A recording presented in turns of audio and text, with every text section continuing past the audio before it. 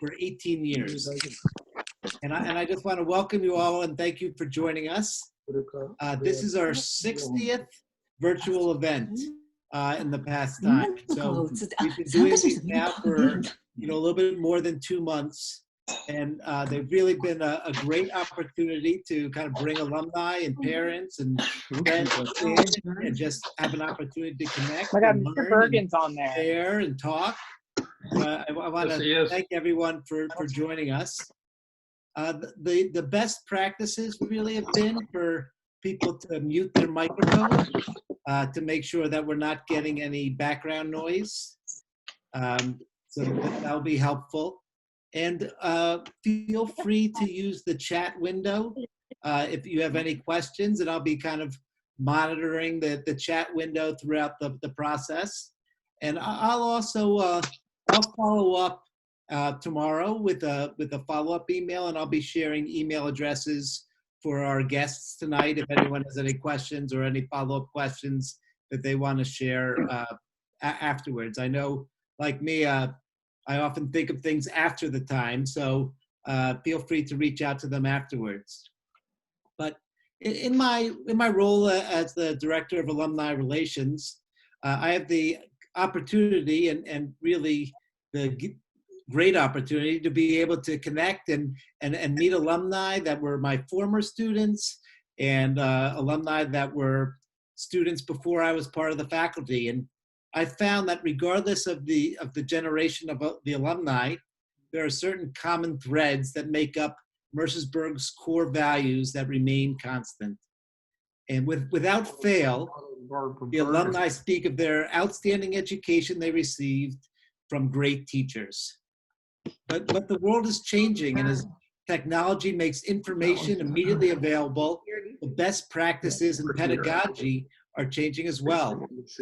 We are fortunate to have 3 outstanding educators here tonight who can share how the national landscape of education is evolving and how Mercersburg Academy is adapting its curriculum to prepare our students for a world that is difficult for us to imagine. I'm going to start by introducing our moderator, who's David Frantz. He graduated from Mercersburg Academy in 1960 and went on to graduate Phi Beta Kappa from Princeton University. Following Princeton, he earned a master's from the University of Michigan and a PhD from the University of Pennsylvania. He is a professor emeritus of English and former secretary of the Board of Trustees at Ohio State University. An outstanding educator, he received the university-wide Distinguished Teacher of the Year Award in 1976 and the Faculty Award for Distinguished University Service in 1998. He joined Mercersburg's Board of Regents in 1987 and was elected as president in 2012 and is currently an emeritus member of the board.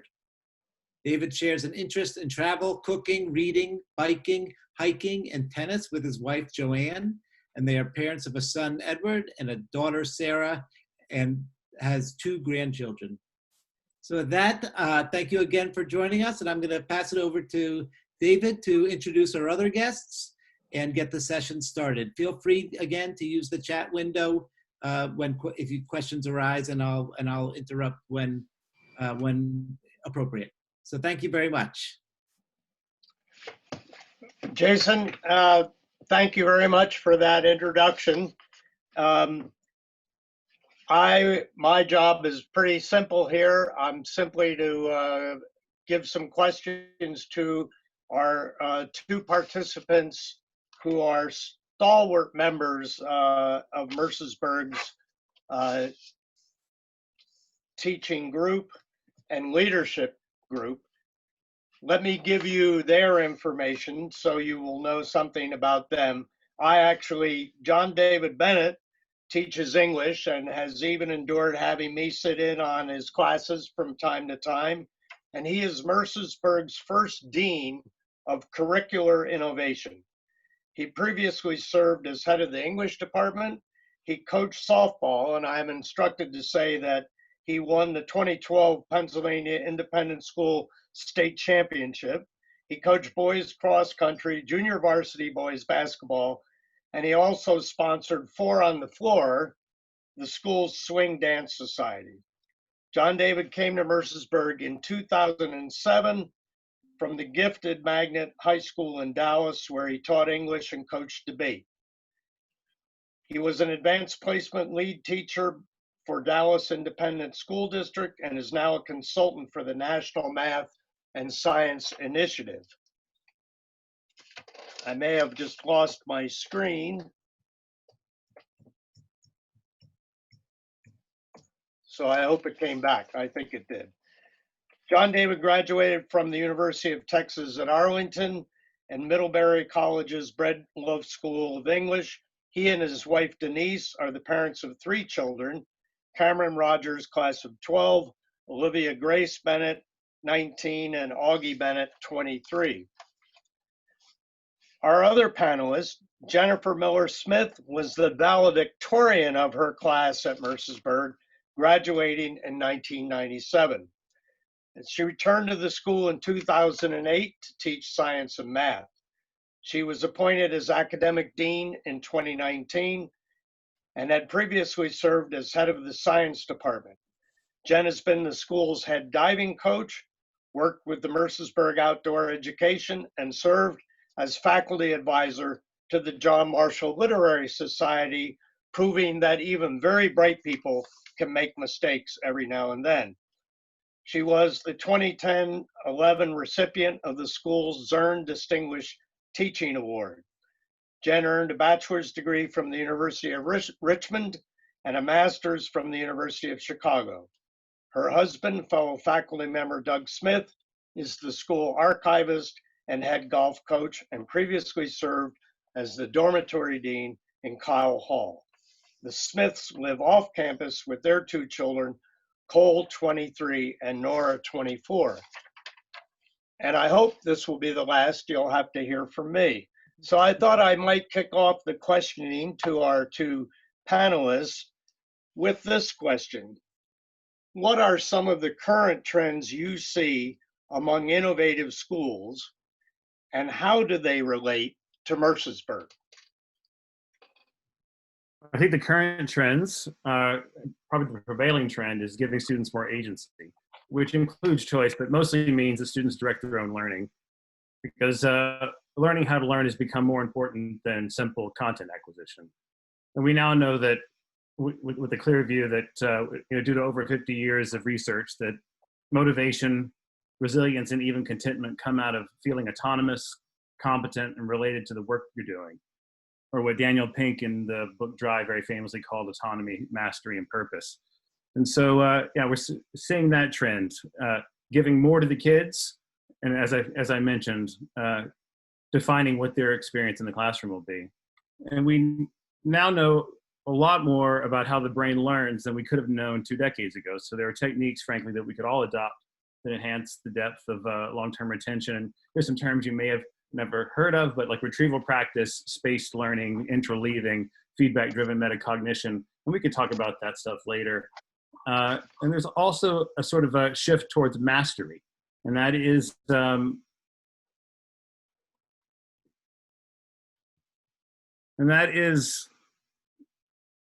no longer having the students learning the same thing at the same time and moving as one group together, but instead offering the opportunity for kids to master what they're learning.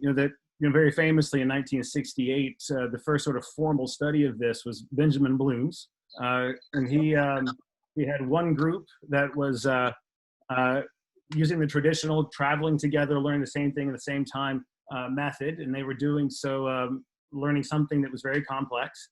And another group was using mastery. And after the prescribed amount of time, the group that was using the traditional means, 20% had mastered, 20% had failed, and most of the students had fallen in the middle, whereas the kids who were studying using mastery, 90% of them had achieved that goal of mastery. Jen, do you want to add anything here? Sorry. Oh, that's okay. Hi, everyone. I think you hit a lot of the main points. I would add that, part of the authenticity part of things is helping kids understand why they're doing what they're doing. Not not just because, oh, you'll need it in college, or because next year's math class requires that you know this, but what does it all mean? How does it relate to real life? How do you apply what you've learned?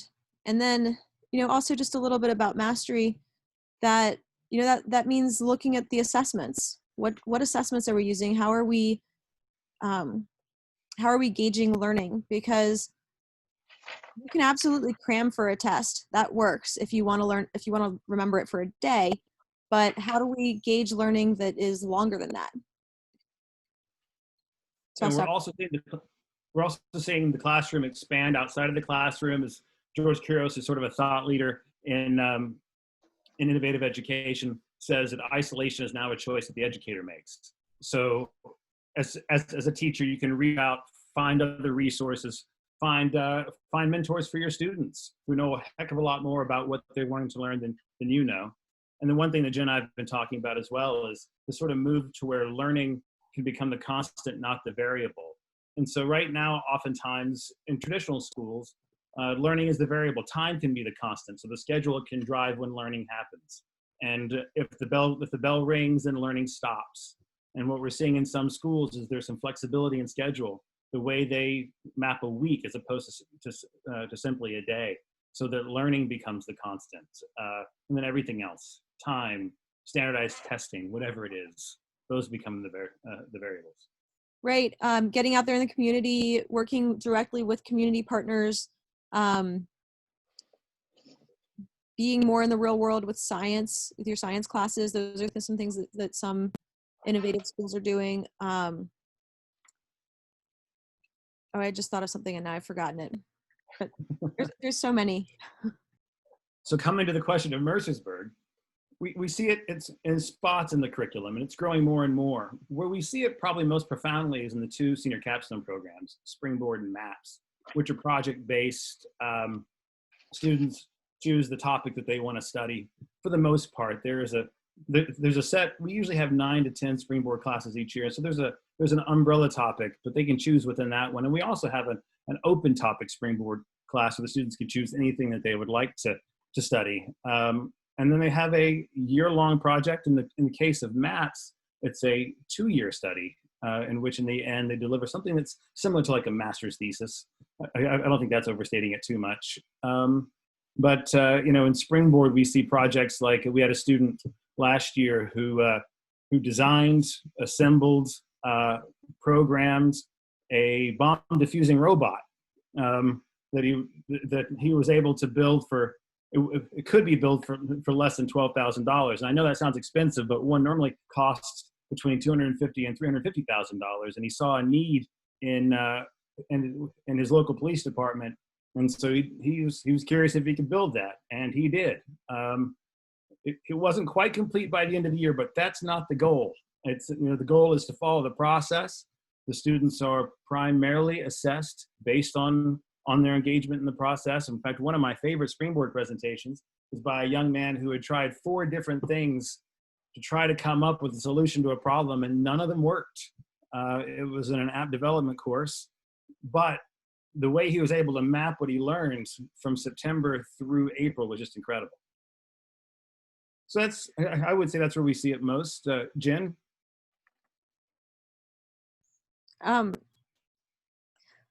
Sorry, you're putting me on that spot. In terms of our own curriculum, I mean, certainly our capstone programs are where we see innovation the most, but it's in our robotics program. It's in, our biology classroom that has a hydroponics, like a working hydroponics system in the classroom. I think that it's happening.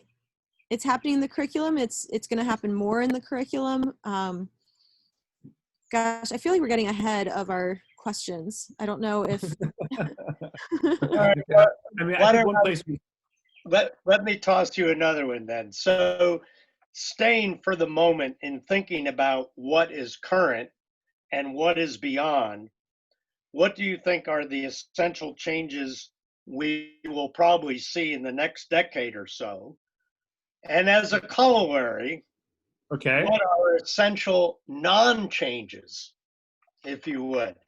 Well, let's start with the non-changes. I think this pandemic has shown us that you can't take the caring adult out of the room. That really matters. And I mean, I think we did as well as we could. I'm sure some schools did better and some did worse than we did in this transition to distance learning. But yeah, the caring live adult is important, and being surrounded by students who are also engaged and motivated to learn, that is absolutely essential. So that's something that I don't think we can afford to take out of the classroom. As far as addition to the classroom, I think that, and we'll see this at Mercersburg more and more, if it's 2 years from now, 3 years from now, or 15 years from now, where we will shift that agency to the students, where the teacher, in fact, I wonder if they'll still be called teacher at that time. I don't like the term facilitator, but it's often used. It's become a bit of a cliche term. But but you hear sage on the stage versus guide on the side. Where teachers are. I mean, for example, there's a lot of great research that suggests that the apprenticeship model is perfect for secondary school. So let's say, for example, I am an English teacher, although I'm not teaching any English next year. I'm only teaching a Springboard program, which frankly I'm really excited about. But and one of my Springboard courses is called Write Your Novel. And we had a student who wrote 60,000 words, wonderful work last year, who had not had success in her previous English classes. But anyway, we can talk about her later. But not only are the students writing creative work, but the teachers writing creative work.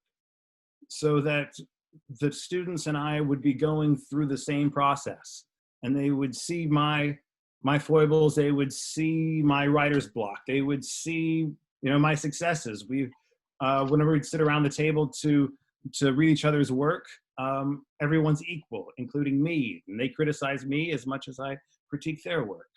But anyway, I think we'll see a move toward more and more of that sort of structure. I think what you mentioned there about them seeing you work through the process is really huge, because I've worked with a lot of teachers who have felt like they can't show a mistake to the students. And I usually try to counsel them away from that idea. Of course, you want the students to trust your knowledge and your experience and your abilities. But if we really want students to learn how to learn and learn how to struggle and work through something and get better at it, then we do have to be willing to model that and show them what that looks like. And I think that we're definitely moving in that direction. I think that we're also, John David mentioned mastery, working on mastery. And so I think that one of the changes that you'll see is more of a focus on competency and mastery. What are the competencies that every student should graduate Mercersburg with? Because right now we have our graduation requirements are competency based in some of our disciplines and not in others. In others, they're just how many years did you take the subject. So I think there will be a shift to what are the competencies that we want to see all of our students have by the time they graduate. But then beyond that, how can we really allow them to pursue learning that's more customized to them, that's more about, that allows more agency and authenticity in their learning, and frankly allows them to stand out from other students more as well. And to follow up with what she was saying about letting the kids see us make mistakes, when people ask me what's the most innovative thing that's happening at Mercersburg, I tell them it's Jim Malone putting a mark on the board every time he makes a mistake in class. And by the end of the year, he'll have 300 or 400 marks on the board. And what that does to create a culture of experimentation and revision, where they know that if he makes a mistake, then it's okay for them to make a mistake. And there are students who find themselves in his class who have taken courses similar to his in the past, who suddenly find their way. And despite the fact that that's not necessarily technically pedagogy, it is an incredibly innovative move. I've actually stolen it a couple of times. So maybe building on that a bit, nobody knows for sure what next year is going to look like for school. I mean, a lot of people, I know there are a lot of plans and a lot of statements, but assuming in the not too distant future, there will at least be a vaccine for COVID-19. What do you expect the curriculum and student life to look like going forward once you have all your options before you? You've talked about some of the ways in which it's changing, but imagine some more. I know there are some parents on the looking in, and I'm sure they're very interested in this particular aspect. Jen, you want to start? Sure. I think that you know a lot of the curriculum changes are. We don't have all the answers for that yet because it's all sort of in the works and being planned and not going. It's not like next year we're going to have a brand new curriculum. Nor do I think that that's what people would benefit from or would want. But you know, we're now that we've moved beyond the AP, it opens up room for new classes, new advanced studies classes that don't necessarily have to be based on a year-end test, for instance. So that's going to be the start of what we're looking at soon. Is what are, like I mentioned before, what are the competencies that we want all of our graduates to have, but also what else can we explore in the curriculum that gets at some of this mastery type of learning, authenticity and choice, and also provides the challenge that our students really want and need. Yeah, why don't you take it a little bit Right, from here? sure. I would love for us to sort of grab on something called self-determination theory, which I'm sure a lot of people in the audience are familiar with. Self-determination theory, and I mentioned it briefly earlier without using the term, I think, assumes four things. One, that every student, and actually it doesn't just apply to education, it can apply to living a full life altogether, but that every student is curious and wants to connect with the environment around them. And then in addition, that they will be most motivated when they feel autonomous, when they feel like they're gaining competence or mastery, and that they're related to the work they do. Now, I think sometimes when people hear that, it sounds like we're going to get soft, that we're going to, where's the rigor in that? But what I think is fascinating, when I look at the schools that have already gone in this direction, the ones that do it really well, the rigor actually goes up because of increased student engagement.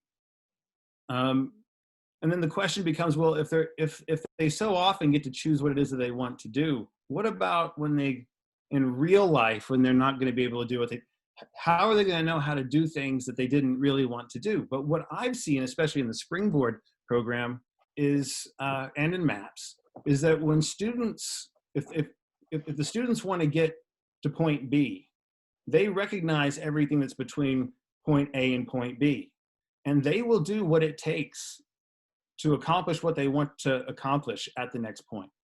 And so they learn how to do the stuff that they really don't want to do, because there's so much value in investing the effort and achieving what it is that they want. There were times, I mentioned the young man who built the bomb diffusing robot, and I could tell you about not a million more, but lots of other fantastic projects that I saw him in tears at times. I saw him burn out a circuit board and had to come in and tell his teacher, and it was really expensive, so we had to buy him another one. And it wasn't easy for him. It wasn't easy for him at all.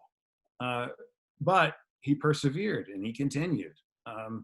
Anyway, that's what I would like to see. I would like to see where I become, as a teacher, more of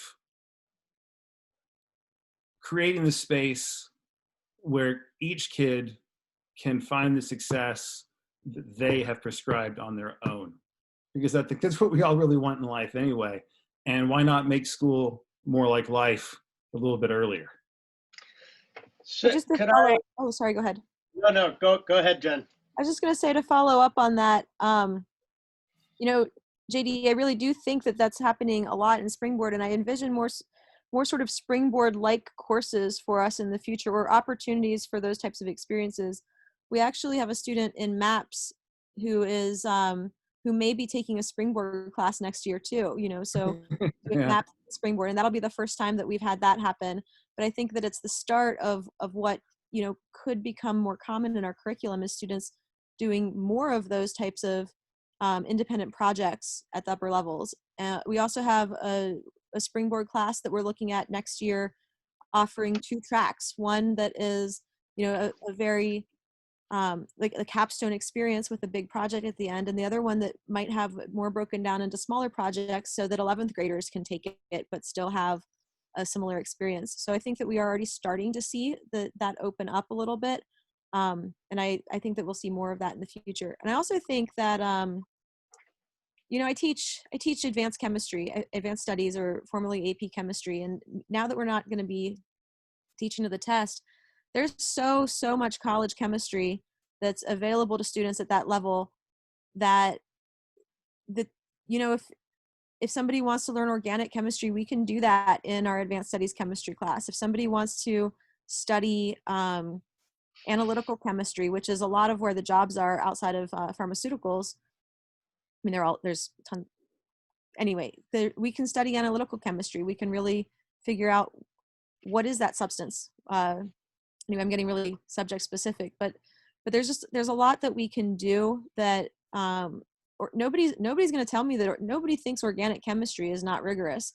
I don't think anybody thinks that, but there are kids who like it. And now that we're not just preparing for the test, we have the opportunity to teach and learn that. Yeah, and moving beyond the AP has allowed for, you know, a teacher like Will Willis, who is fully revamping his environmental science class. It'll be called, well, sort of colloquially, Environmental Science 17236, which is our zip code. And he wants to make it as much of a field experience as he possibly can. And what we're hoping is that as our schedule develops and we treat time differently, that he can have purposeful time where he's not trying to squeeze it in during breakfast and when his first rotation happens to be environmental science.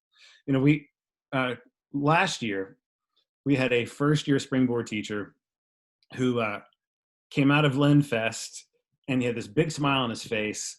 And I said, Brett, what happened? He said, well, there's these 2 girls in the class, and they had this project, and they'd worked really hard on it, and they'd set everything up, and they were going to do these tutorials for some local middle schools. And due to a clerical error, not their own, somebody else's, on the other end, it all fell through at the last minute. And he was like, these girls, the project is in a terrible place, and this is fantastic. Because what he saw was them scramble, and they started looking for solutions. And what they eventually presented wasn't what they imagined. It was sort of a watered down, but still very thoughtfully conceived and executed project, and it ended up being the project that won its class's prize.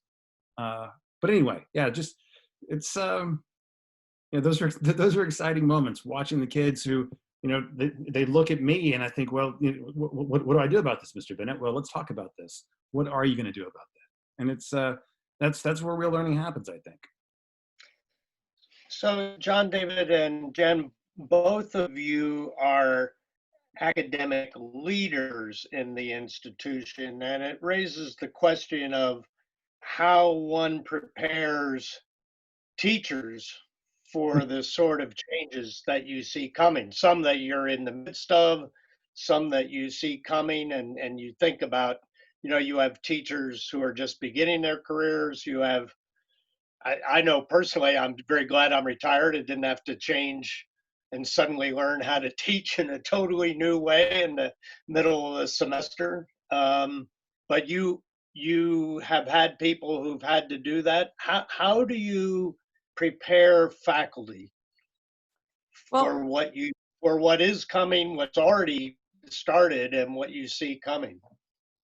I think one of the things, I wish COVID had never happened. I will just put that out there. However, I think that one of the things that was actually a positive from it was that we all of us at this school, from newest teacher to the one who, the ones who've been resisting technology for the longest, everybody got online and got their class online in a week, and I think that it really showed us all that we can, when we want to make a change and we need to make a change, we can do it. The other thing that I saw that I thought was just amazing and encouraging was the amount of people who were helping each other, within a department, in other departments. Everybody stepped up to help each other. And I think that we've got such a great community for that. So in terms of future changes, we have teachers who are going to be excited about it, who are going to be it's going to be easier for them naturally. And they're ready to go. They want to run with some of these ideas and get started. And what we're going to see is that their excitement and enthusiasm is going to bring others along, but they're also going to be able to help the ones who aren't as naturally excited about change. And patience. Sorry to interrupt, but there is a question that I think it's about challenges and competition between our students, if we're using a mastery approach, and other students maybe from a college view or that are doing a more traditional assessment, or how are we going to be able to compare students, or even if we're doing both approaches at the school, can you do both approaches, or how will you be able to compare students? Well, if we still use grades, we can compare them, because that's pretty much the way we do it now. Right. But there is a movement that we actually haven't talked about called the Mastery Transcript Consortium. If you're not familiar with that, again, Mastery Transcript Consortium. We just joined. We were school, I believe, number 297. They now have over 300 schools signed on. Now, that doesn't mean that we have committed to using a mastery transcript, but this is a pretty significant movement. It's 5 years old. It was started by a man named Scott Looney, who is the head of school at Hawken in Cleveland. And Hawken this year, this coming fall, if they're in person, will start a satellite campus called the Mastery School of Hawken. And the Mastery Transcript does not have grades on it, but instead has this graphic that shows what kids showed mastery in. And each school chooses its mastery elements and the competencies that will result in the kids having demonstrated enough mastery to meet a graduation requirement. If you go to their website, again, Mastery Transcript Consortium, you can see the transcript. They've recently released a YouTube video that walks you through it. That's a movement that's underway. I don't know that we are going to adopt that soon or at all. And what college admissions officers who like it say, that they get a clear picture of who the student is, what the student's interests are, and what the student's strengths are, and they know which student they're getting. So for example, if you have a kid who goes through Mercersburg, or two kids, I should say, and they each have very similar GPAs, and even if they have wildly different interests, their transcripts may look almost identical, because they've probably taken pretty much the same classes all the way through.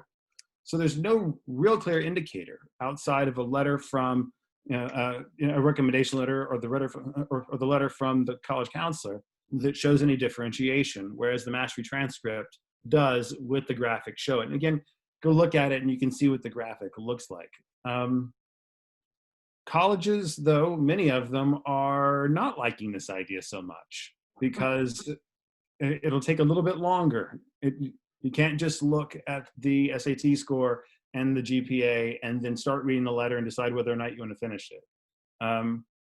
Despite the fact that the way that it's been designed, a college admissions officer can get a pretty clear view of what the student has done and is capable of in the first 2 minutes after logging into the kid's transcript.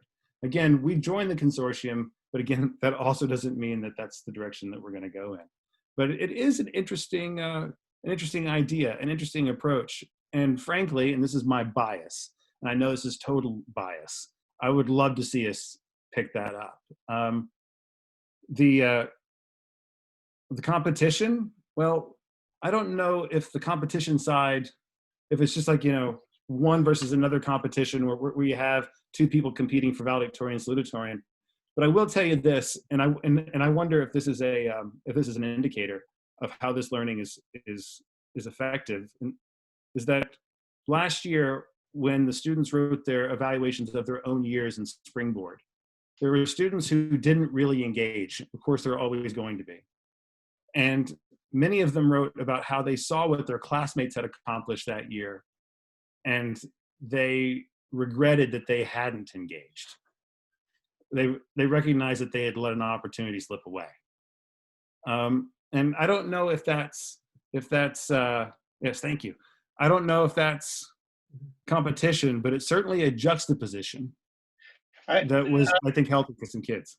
I think what's meant by the term competition here, though, is does it put graduates from Mercersburg at a disadvantage if you go this route in terms of college admissions? That's where I understood the question to be moving in that direction. And right. John David, you and I have talked a little about this. Institutions that spend a lot of time on admissions and read carefully, no doubt this would be helpful. Large state institutions like the one I was. It's the problem, right? I dare say most of the flagship institutions, which by and large are probably the ones who are going to come through all this just fine, along with the very wealthy schools, they're looking at tremendous numbers of applicants, right? So, right. Well, I don't think you'll see this on the Mastery Transcript Consortium website, but I think part of what they hope is to reach a critical number of independent schools. And upon reaching that number, and this is a terrible way to put it, that if you have 400 independent schools sending this transcript simultaneously, that puts right. pressures on the schools to, well, we're going to have to accept these, one, because they would like to have our kids, but two, we have a lot of their full pay kids. Right. And it's a financial leverage that I think the consortium is hoping to create. But I know for certain, because I've heard him say it, that Scott Looney, the founder of this, is hoping that independent schools can kick down the door so that eventually public schools can adopt these transcripts. And in fact, there is a movement in Hawaii now through the organization called Altitude Learning, led by a woman named Katie Martin, where they are looking at trying to institute the Mastery Transcript through the entire Hawaiian public school system, because they only have one school district.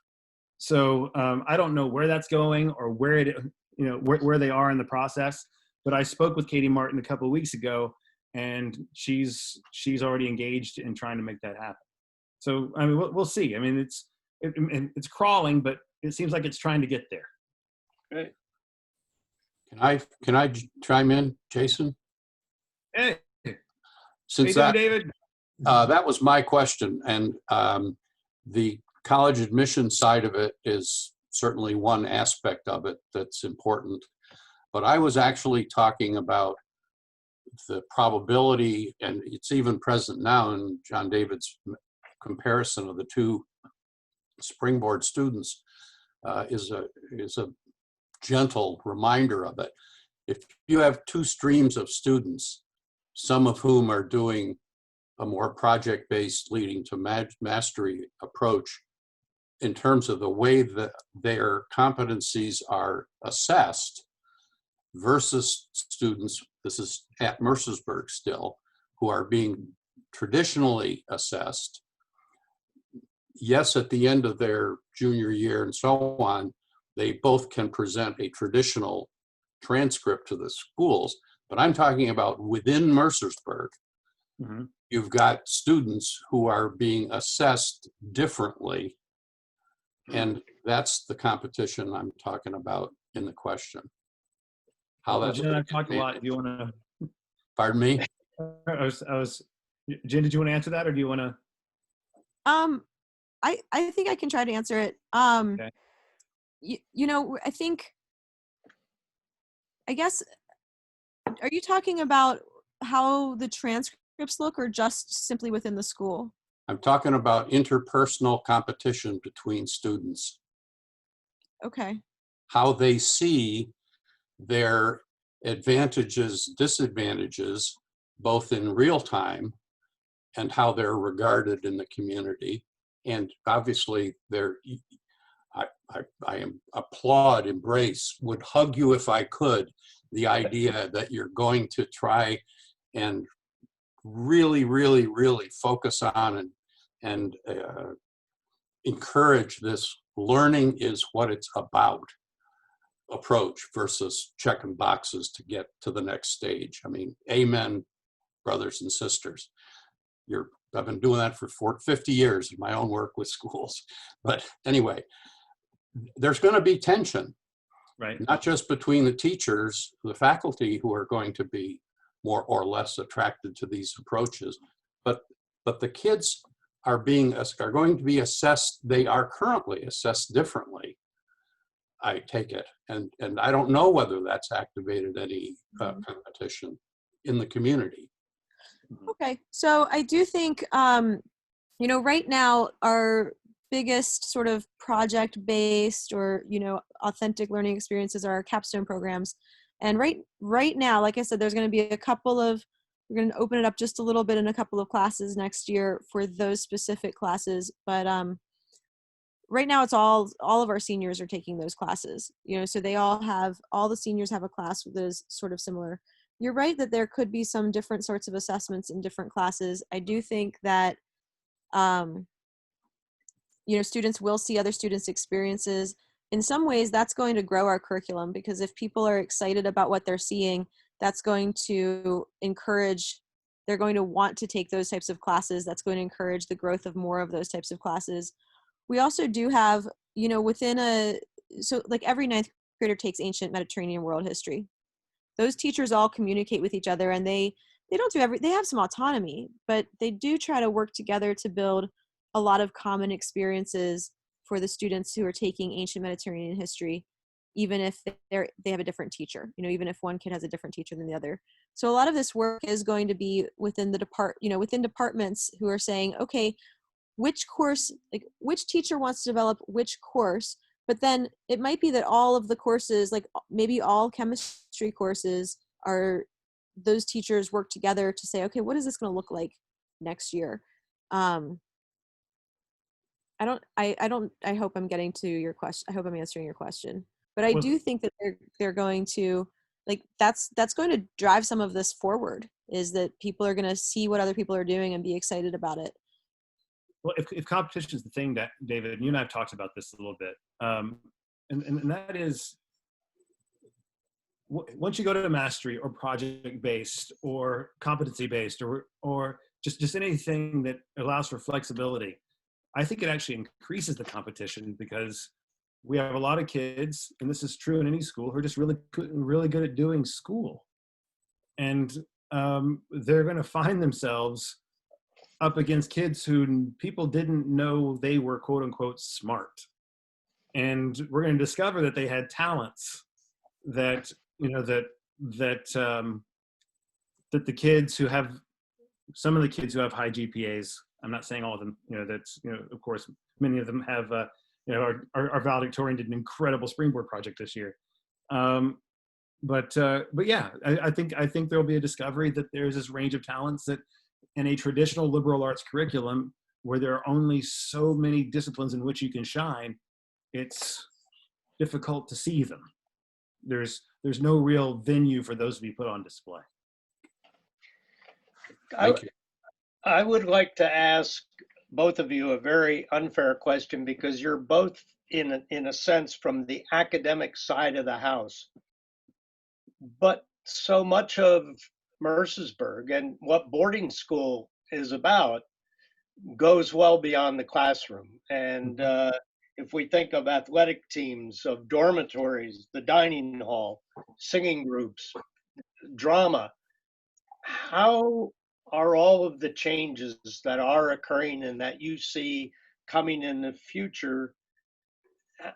You've both been coaches, you've both done other things, I mean, other co-curricular things. Do you see changes in those areas as well? Well, Jen, let's you and I tag team on this one because we talked about this afternoon. This book here, it's called In Search of Deeper Learning. It's by John Mehta and Sarah Fine. And it was published this last spring. And one of the things that they identify is that often deeper learning happens in the co-curriculars. Right. Because the students have chosen to be there. It's incredibly authentic to who they are. They are in pursuit of a particular task, and they pick up a lot of the soft skills that may be more difficult to pick up in a traditional classroom. And let's say that we were to adopt the mastery transcript.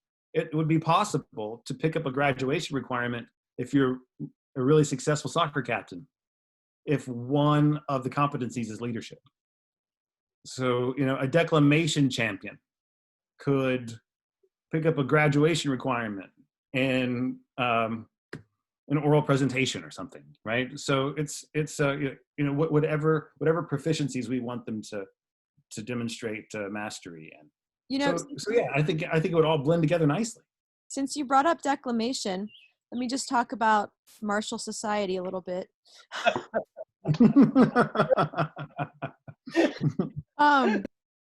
During Irving Marshall Week, the society officers, it's not a small amount of work to be the society advisor, but it's really like, I'm making sure that they have what they need because they're doing it. So I had so many conversations with teachers during Irving Marshall Week who would talk about how much time the officers put in and how it might be possibly at times be affecting their work, and they might not be getting stuff, they're staying up too late, or they didn't do as great a job on such and such homework because they're so busy with Marshall stuff. They're learning management, they're learning leadership, they're learning organizational skills, they're learning how to plan a whole week. They're getting in touch with they're working with the athletic director to plan what happens when. They're getting all sorts of skills that are going to be useful their whole lives, and they're learning them deeply, and they're going to be able to apply them. And yeah, it doesn't show up on their transcript now, not yet, but that's the kind of thing that is at least as valuable as what they're doing in the classroom. Here. Go, Marshall. So, Jason, are you getting any questions that we want to make sure that they touch on? No, I think we're doing okay. I haven't seen any come through here, but please feel free to write something in. So, John David, you held up a book there, and one of the other things we thought might be useful, do you have recommended reading? Do you and Jen have recommended reading for people who are listening in that you think would be helpful? Yeah, Jason can include this information in the follow-up tomorrow.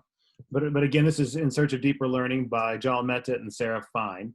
John Mehta is he's in the education department at Harvard, and Sarah Fine is the director of the graduate program out of High Tech High. If you guys if you're not familiar with High Tech High School, what's happening there is extraordinary. So much so that they've created their own network of 5 high schools and their own graduate school. And a book that has completely changed the way I think about things. A book called The End of Average by Todd Rose. And it's a book about how we change assessments in the 21st century and how we're able to do so now differently than we could in the 20th century. And, one of the things we thought about talking about is what is the role of technology in innovation? And technology has certainly pushed us to innovate, or is asking us to innovate. I don't know that very simply adopting this app or that app makes you more innovative, but part of the huge benefit of technology and education is, of course, that's opened up the world for students, and they can hold the world of knowledge in the palms of their hands, and they have to learn the skill of being able to filter that. But then also there's the ability to collect and the ability to aggregate and analyze so much data, and that's something that we didn't have in the 20th century with such ease, as much ease. And so everything, I shouldn't say everything, but many things were measured against an average in the 20th century. And so you would aggregate the information and then analyze. But now we're in a position where we can analyze and then aggregate. And so we can analyze what a student's needs are. We can use data in a way that'll point us to a more customized way of educating that student. And if there's only one chapter in the book about education, but it really pushes us in that direction. That I think the 21st century, and actually David and I were talking about this last week, the 21st century is going to be all about customization. It's all going to be individualized. And although it's not happening everywhere just yet, the mechanisms that will allow us to do that are being developed. And so that book's called The End of Average. And then one that sort of rocked the educational world recently is called Powerful Teaching. This is by a woman named Pooja Agarwal and another woman named Patricia Bain. Pooja Agarwal has become a rock star in the educational world recently. And it's essentially a guide for how to teach students using what we now know about how the brain learns. And so with things like retrieval practice and interleaved learning and that. But anyway, those are three good books to start with. I've received a question here, I think a good one, that's asking, with our capstone being a senior classes, the question says, I'm curious to hear whether students are assessing themselves prior to their capstone projects. And with the deeper question, of course, is in what ways is Mercersburg fostering self-awareness in the students? So rather than waiting for the senior year, how are we making sure that we're building them throughout the experience? Well, I don't know that we have any systems that really drive metacognition in 9th through 11th grade. I mean, there are some teachers who do it, more than others. There has been a trend in more and more reflection in classes and asking kids to assess their own experiences.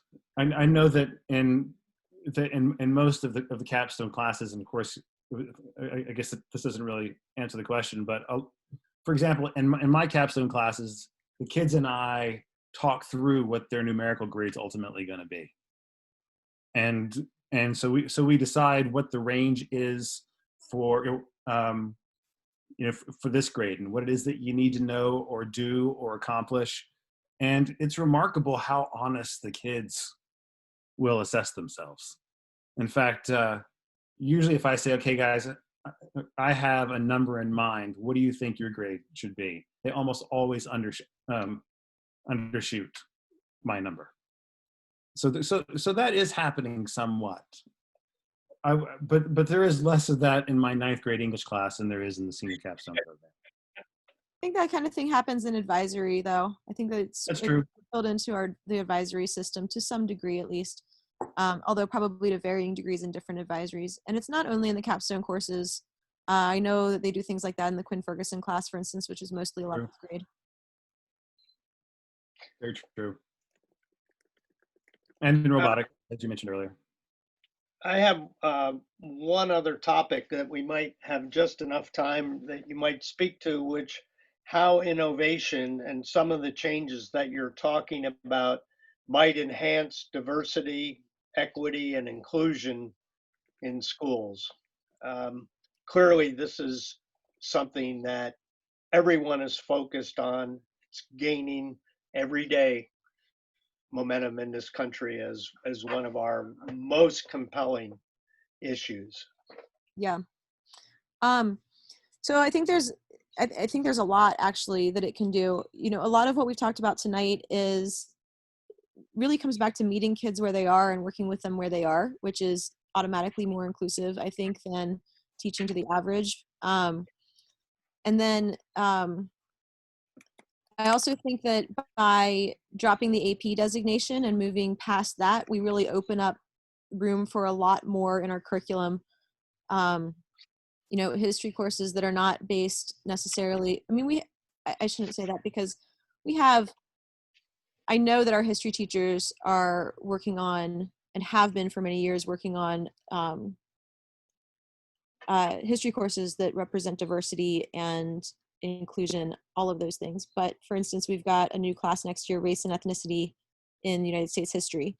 There's going to be more and more room for courses that are not simply the traditional way of teaching through the lens that historically we've taught through. I also think, you know, going back to things that we've learned from being online during COVID, you know, it used to be that if somebody went on medical leave, they got way behind, you know, and you go on medical leave for all sorts of different reasons. You know, maybe you really have a hard time in the winter and you need to be at home, or maybe you broke your arm, or there's so many different reasons why somebody might go on medical leave. But typically that meant that they were going to end up a little bit behind in schoolwork, and then they had to come back and try to catch up. I don't think we have to do that anymore. If they're able to do the work while they're at home, we have every capability of doing that now, and that's going to make what we do automatically more inclusive. So I think all of these, and you know, just the accessibility of information is more equitable than it used to be because of information being so readily available. JD, do you want to add to any of that? Yeah, I think if you go to any school's revisit day, you're going to hear these words: "We meet students where they are," and that's a really bold claim. And I think that if you want to provide diversity, equity, and inclusion, and actually meet students where they are, that these more flexible means, the implementation of self-determination theory, creating opportunities for students to have more and more choice and more agency, that could, actually, I think it would enhance diversity, equity, and inclusion. That actually brings us to 8:30. And I do want to stay mindful of people's times. And, you know, I will provide emails for David and Jen and John David afterwards, and I'm sure they're open. And I know we've been posting some book titles and websites on the chat too, and I'll provide those for you also. But, you know, I just wanted to once again thank you for coming. You know, our final virtual engagement will be on Wednesday night, a special presentation, and a lot of those coming almost out of the springboard. But one of our springboard classes is on entrepreneurship, and this session will be featuring 4 alumni from the class of 2010 who are now entrepreneurs, and some of them have been working with our current students, but they're going to be sharing our story, or their story as well, and their Mercersburg experience. But one thing that I hope you take away is that, you know, Mercersburg is evolving, and that's really what it is. Times are changing, and education is changing, and what we're preparing our students for is very different than it was 50 years ago, 40 years ago, even 10 years ago. And Mercersburg is working hard and being flexible to stay on top of it and lead the way, that which is exciting to be a part of it. And I think our students are enjoying being a part of that too. But I also think, you know, what John David said is that it's really about relationships and the relationships that between the teacher and the students that builds trust that makes learning so important. But thank you very much for your time. I also wanted to thank Denise Bennett, who's been kind of the woman behind the curtain, so to speak, and helping to monitor and helping to keep the chat going, and was just really helped us get this program off the ground. So thank you very much for your time, and thank you to Jennifer, David, and John David. Hope to see you guys soon.